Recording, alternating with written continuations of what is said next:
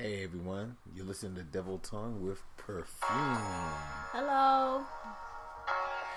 This particular podcast on Spreaker.com, www.spreaker.com, is all about something that affects everybody. Because as you're all aware, we talk about the issues that affect all of us, myself included.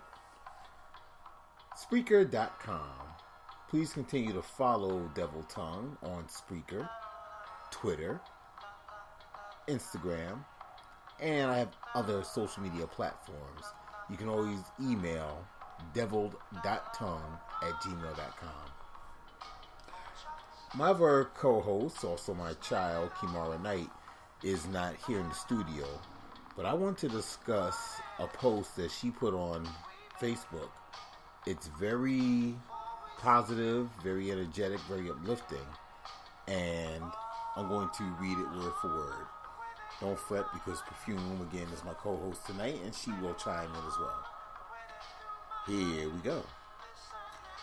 I don't do this often, which is posting long texts. Again, this was a post that Kimara and I put on Facebook. But I felt beyond compelled because I know people need to understand hashtag who they are so they can feel empowered, live more intentionally, and or at least hashtag think. Hopefully this helps, and love, light to you if you read or even don't. Hashtag see deeper, hashtag beyond coincidence. Okay, here we go, people. Free write. The end of the world. Is it coming soon? You know the truth. Now stand in it. 9:34 p.m. Not even 15 minutes ago, I decided to go to YouTube, shout out to YouTube, so I could watch a tarot and play music before I started homework. I see in top news that the rapper Juice WRLD died today at the age of 21. CBS News apparently broke the story only an hour ago, but it stunned me. I was not the biggest JW fan. Frankly, Lucid Dreams hyped and irked me simultaneously. But I still had nothing against the guy and thought he could definitely shine brighter in the future. Beyond that though, 21, it seems young rappers in young Hollywood are dying more frequently. Of course, I had to Google the cause, and finding it shocked me. This young man had a seizure, and I am flabbergasted because that also is, too, frequent. Cameron Boyce, 20 years old, I believe, passed away from a seizure earlier in the year. That hit a bit harder since I actually liked him and watched shows he was in like Jesse. Cameron Boyce was a Disney star, by the way. It was reported Boyce had epilepsy, but it makes you wonder how someone of that famous stature who has had this condition his entire life just succumbs one day. This is not the 18th century. We have the medicine to effectively combat these issues.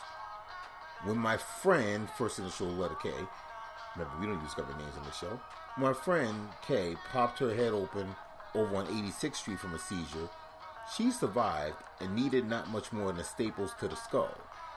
I for sure thought she was gone for a second, yet she survived. Despite all the drugs, lifestyle choices, and circumstances her seizure was surrounded in, she lived. So how the hell are these famous people dying of this expletive? What really chilled me about Juice WRLD though, and what prompted me to vent this, is the fact that one article spoke on two facets of the eeriness surrounding this young legend's death. For one, he has a song entitled Legends, in which he speaks on XXX Tenation and Lil Peep's deaths, each 20 and 21 respectively. The lyric goes, "What's the 27 Club? We ain't making it past 21," which I'll add includes a cover to the song depicting a direct message convo Juice must have had with someone that states from the sender, "You're the truth. Just be careful what you manifest." I read good energy from you. Make sure that's the only energy you put yourself around. Juice WRLD responds, "But how can I surround myself with good energy when it's bad energy everywhere it seems like?" This was a lot in itself, But what completely shook me to my core, nearly causing me to have an anxiety attack, is that apparently for some time now, something called the Lucid Dreams Challenge, hashtag Lucid Dreams Challenge, has been circulating on the social media platform TikTok. The challenge consists of people dancing to the song, only to abruptly stop and begin to fake a seizure. That is terrifying. I began to freak out because, yes, words are spells, and Juice, even having written that lyric, potentially manifested this outcome, but to actually find out that after months, maybe shorter, longer, I am unsure of the time frame of when people began this, of people doing this morbid challenge, Juice WRLD dies? Challenge, and this is the challenge. Dancing in the spurting water, spasming, or whatever to mimic seizing. Today, Juice WRLD, quite randomly, experiences an asymmetrically identical fate to the one his fans, or perhaps haters, mockers, depicted. He had fun, and then he seized and died. People need to understand their power now. This is God, man. Pure G-O-D. There was footage of Juice WRLD on a plane heading somewhere, and he is with his homies, laughing and having fun. Then there's another short clip after they're off the plane of him still in good spirits. The seizure literally happened at the airport after that final video. I don't know what to say. It rocked me to my core because this is such a profound example of the power of humans and how we set things in motion. I don't know how many people are going to examine this in this way. Already I have seen the filthy comments blustering with jokes as if any person barely in their prime seizing to death is laughable. It is odd. I won't say I am completely desensitized to general global ugliness, but things like wars and riots seem so basic to the societal mainframe now that they don't seem to serve as viable pictures of the wretchedness in this world for me anymore. Even nasty computer comments and horrendously violent videos don't do the same. I think that is because that is all physical, you know? It takes hand and arms and movements and bodies to type and torch and rape and pillage. But a thought. People so underestimate the legitimate weight of thought. The same thoughts that spur the actions to rape and pillage or hug and build. A thought is what really killed this man.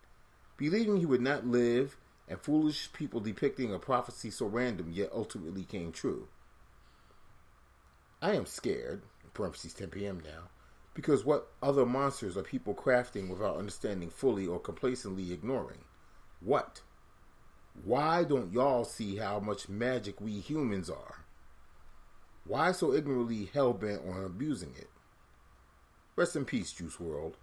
I pray in the next lifetime or another. And again, that was from Kimara Knight. You know, when it comes to embracing the universe and seemingly the power that we all possess individually in terms of, I'll say, positive energy. You think positively, you get positive. Right. If you claim it, it shall be yours. Exactly. And I'm going to give all of you a good example.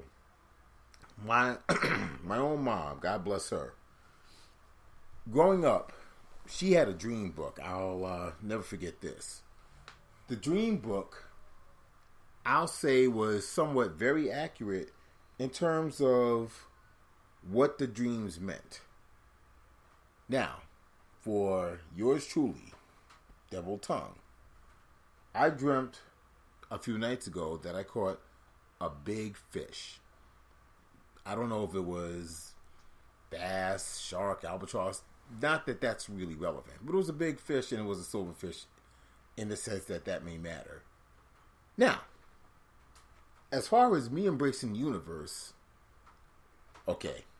First, I was told that it meant, but in all fairness, this is if a woman dreams it, someone's pregnant, maybe even the woman who dreamt it. Well, no one in my personal circle is pregnant.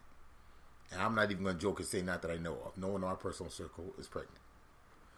The other meaning is that good fortune, good luck will come your way. Again, as far as the universe, I fully and totally embrace that. What are your thoughts, Perfume? I've never heard the latter part. I've heard that when you dream of a fish, that somebody is pregnant within your circle.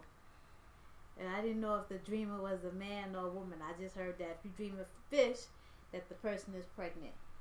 But I do believe that, you put out what you get. You get what you put out. Right. If you put out positive, you're going to get positive. Right. If you put out negative, of course, you're going to get negative. So, well, let's face it.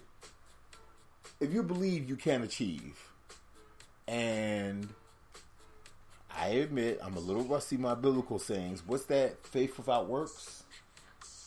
I don't know. Okay. Something is dead. I don't remember, but I know what you're talking about. Or Frederick K. Price. This is one of the only times you do use government names. Shout out to Frederick K. Price, Reverend Frederick K. Price. Dr. Frederick K. Price. Thank you very much. I stand corrected. We walk by faith, not by sight. You have to really, really embrace that ideology in terms of your own beliefs, your own goals, your own ambitions.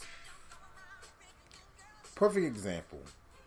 If you have the dream of being just about anything, whether it's, say, a blue-collar job, whether it's a white-collar job, whether it's in entertainment or sports, while you do have to work hard at it, I mean, no one's going to just put you in anything. Whether it's, I'll pick on sports as the example. You might be a really good football player or basketball player or baseball player. But if you don't work at it, if you don't join the team, if you don't try out, if you don't practice, you're not going to make it to the major leagues. Same thing with, say, being in the industry.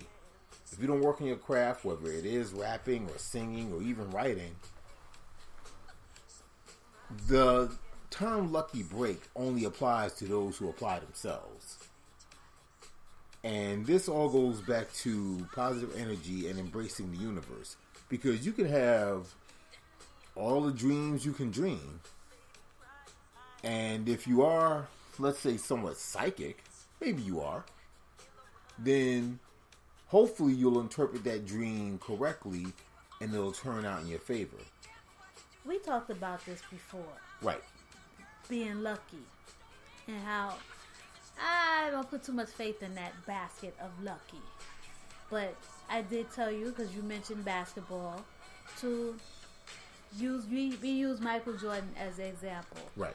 And I told you when Michael was in the NBA, I was a big Michael Jordan fan. I even had one of his books. Right. Where he will, after dinner, go in the backyard because his father put a little basketball court to the garage, and he would practice, and he would practice. And he didn't make the varsity team. He didn't make it the next time. He didn't make it the next year. I mean, and yeah, there was times he was discouraged. But I don't think it was luck. I think it was faith, and he was determined. That was something he wanted, he loved, and he worked at that craft to the point that he's a GOAT, greatest of all time. Let's say you have the ambition of being your own boss, starting your own company.